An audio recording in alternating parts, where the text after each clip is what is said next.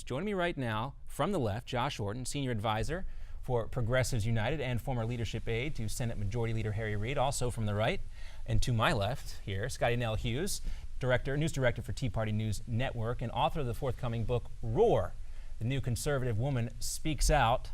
My daughter loves that song by Katy Perry, Thank too, you. Roar. Great song for ladies out there. Anyway, first, let's start talking with talk about Treasury Secretary Jacob Lew. He has sent letters to top members of the House Ways and Means Committee and the Senate Finance Committee, urging them to take immediate action on this issue, issue of inversion. Scottie, first, we'll turn to you here.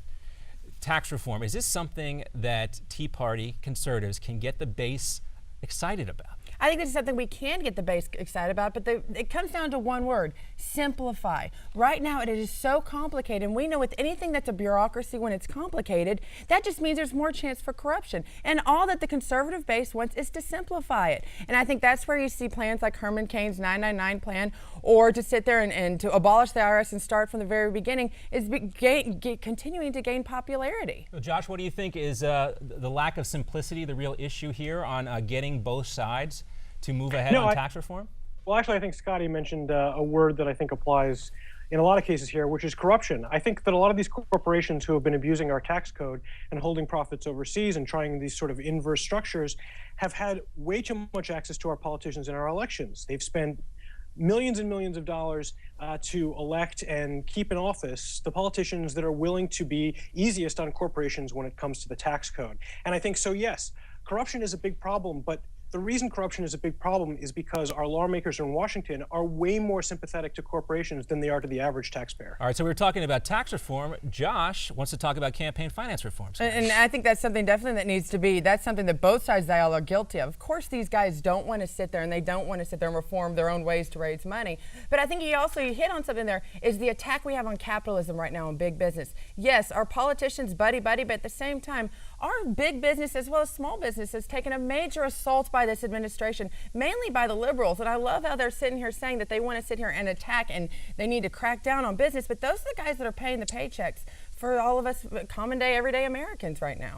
You know, that's interesting, you know, because I don't hear a lot of local small businesses who have overseas tax shelters and who are using these tax codes to hold taxes away from the government for themselves. This is a problem of the most gigantic corporations, the ones that basically have written the tax code themselves. This is not an attack on small businesses at all. Small businesses are the ones who are actually being on the bad end of this kind of tax code. I really don't think that it's fair to conflate the two. All right, we'll leave that issue aside because you know, it's fair to say that there is maybe a little bit of populism, you know, cropping up on both sides of the aisle here. So that's one issue we got to talk about. Also, I want to talk about immigration with both of y'all as well. A new Gallup poll showing that 1 in 6 people say immigration is the most important problem the U.S. needs to address. Of course, this is an election year.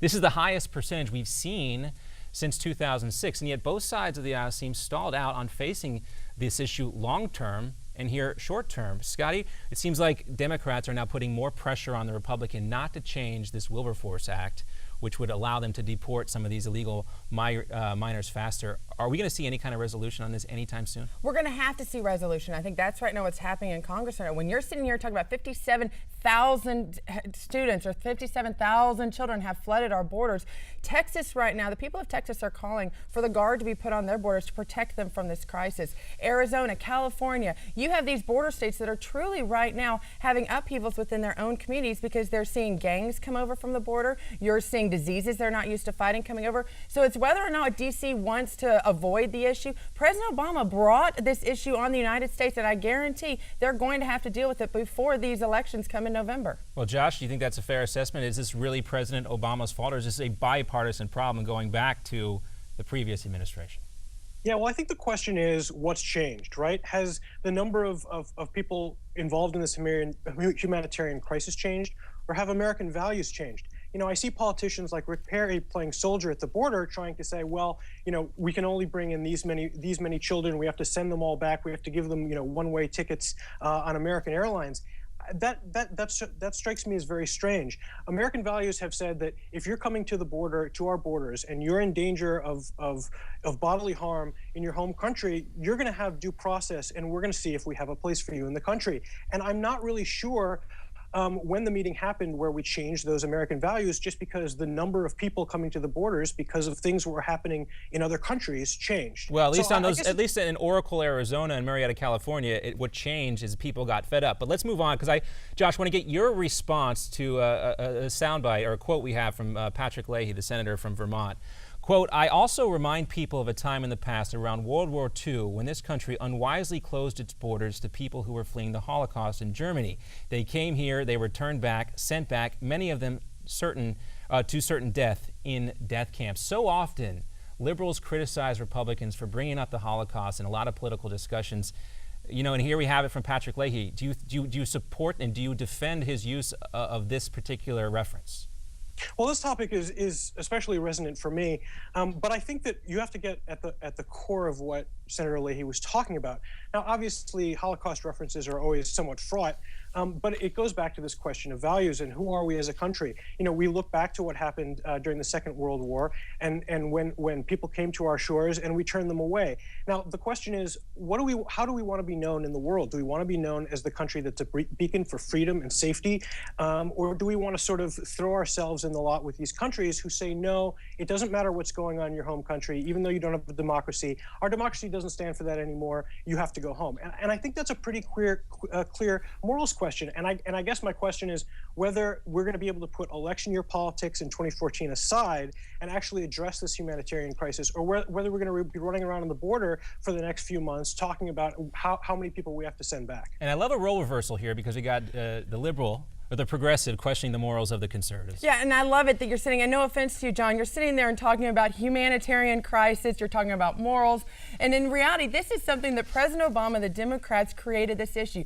Don't sit there and say that this is all happening just because of the unrest in these other countries. Well, this is happening because President Obama said, we will not deport you. It's very simple. There's a reason why.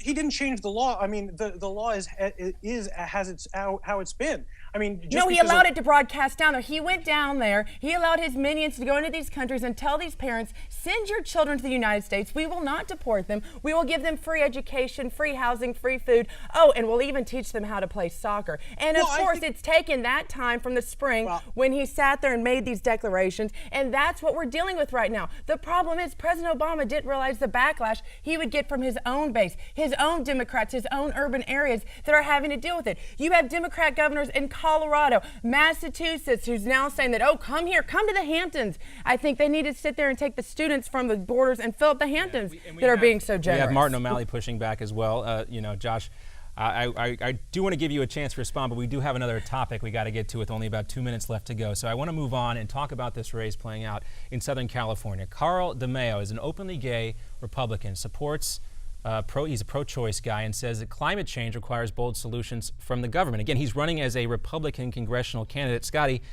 what's going on here? Well, first of all, I want to know, why is he a Republican? And maybe he's a Republican when it comes to fiscal issues, which is what the Tea Party is all about. We talk about fiscal conservatism and limited government. Maybe that's what he mistakes as a Republican, but he's obviously very liberal when it comes to his social issues. So I think this is where the American people are having to educate themselves that our lines are not so clear. And as you know, the famous song is right now, we definitely have blurred lines in politics today. And Josh, so what's the Democratic response here? How do you fight back against this type of candidate?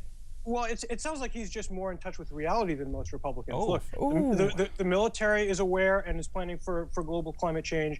Insurance companies and actuarials know that this is a reality. So I guess the question is whether he is bought out more than or less than other Republicans, and it sounds like he's just more in touch with reality to me. Well, if it was so reality, then I have to be honest with you, then why isn't he a Democrat? Because supposedly global climate change is something that no scientist right now has been able to actually come out and said that we believe in. Guys, we'll have to have you back on for another climate change debate. I don't want to get off topic here, and it's another good one to discuss here. This is an interesting race, guys, and we'll keep our close eye on that one and a number of other issues out there.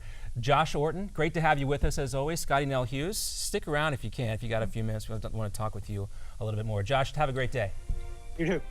All right, much more ahead here on America's Forum, and great discussion there, Scottie. Now, again, do you think immigration right now is the biggest issue that's going to drive voters to the polls this November? Guaranteed, you're completely correct on this. It's the issue that everything stems off. Our economy, our healthcare, our education, all stems on how open we're going to allow our borders to be. You know, you look at California right now, their education system has been raped, their economy has been raped by all these illegals that have come over and taken resources and not contributed back in. The issue we have right now is that this could happen to every state in the United States. That's why you're seeing states like Connecticut, Colorado, Democratic governors saying, no, we will not help you, federal government. Yeah, certainly Martin O'Malley from Maryland saying, no thanks, I don't want to take anybody else. Also a guy who's put himself in the conversation about the presidential run in 2016. Don't know about that one. We'll see. Much more ahead here on America's Forum. We'll be coming right back with Miranda Kahn, more news, and we'll have Scottie and Nell Hughes stick around.